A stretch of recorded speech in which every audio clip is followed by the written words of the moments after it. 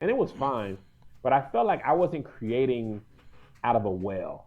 Hmm. I was creating out of a shallow space, Hmm. and I was proving to these mystery people that I could do what they did, the way they did it, and that's really not what makes you better. It's like, I don't know if you're a big sports fan or not, but I Yeah. think you are. It's like if you're Michael Vick, you don't try to play like Tom Brady.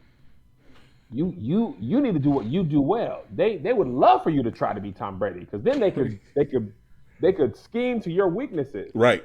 But they can't really stop you if you do what you do well. And the same thing as Tom Brady, you don't want him to be running like Michael Vick because he's not. He's gonna hit you with accuracy and check downs and all that type of stuff. So my boy Patrick Houston coined this term aggressively genuine. And I Hmm. think the more aggressively genuine you are, the more unique you will be, but at the same time, the more likable you will be to people who had similar experiences. So I'm not thinking everybody grew up in church like me, but man, when I start doing this, leaning into the church again, because I did it early in my career, but when I came back to it, I realized so many people grew up the way I did. So just by doing things that happened to me in my life, in my church, I was able to connect with people who had similar experiences. So I think I've accepted that being you is better, right? Like people are always afraid of being typecast. But if you're being typecast, that means you're being cast. The alternative is you're not cast. And everybody can't be Jeffrey Wright. Everybody can't Right. disappear into a role. Some Right. people are Tom Sizemore, who does a lot of similar things. The Rock, up until the Smashing Machine movie, had played a lot of similar roles.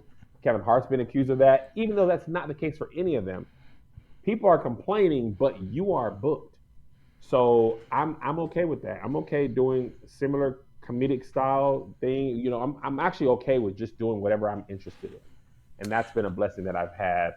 And if people don't like it, that's okay. You don't have to like things. Everybody doesn't have to like everything. That don't mean I'm going to stop doing it, and that don't mean other people are going to stop enjoying it just because you don't like it. So that was a long-winded answer, but I hope I answered your question. First, no. First of all, you're an elite yapper. It makes for an excellent podcast. Okay, we gotta. This is great. This tight hour we're gonna go right by, and we're gonna get so much out of it. Thank you. No, this is excellent. I want to talk about your comedy, and then we're gonna talk about your content. But I want to talk about Okay. if we can sector it up, break it out a little bit. Yeah. So, do you remember? And like, look, man, different circles. Maybe you didn't. Do you remember some of the critiques on Kevin Hart's one of Kevin Hart's specials? Like, hey man, he's too rich. He's not funny anymore. Do you remember like some of that Yeah. talking? Yeah. Like, it's interesting for you, right? Because I remember because I was going back and I was looking at Playmakers content and I was like, okay, because I remember watching the stuff on YouTube, no, on Facebook. And I just remember watching content back when your kids were like little, right? And I was Yeah. in Yeah. college, right? Like, I mean, like I'm saying, like my wife and I, we've been like, just to make you feel old, my wife and I have been married 12 years. I was watching you when she and I were like sophomores at University of Houston. So like, When did you graduate? 2011. Ah, you're younger than me. I'm 36, man. I turned 36 in 2 days, but yeah. Happy birthday. Thank you, man. So here's the thing. What's interesting is like, despite the fact that I remember watching your content when you said you got fired. Hmm. Well, wait, hold on. We're not going to just glaze by that.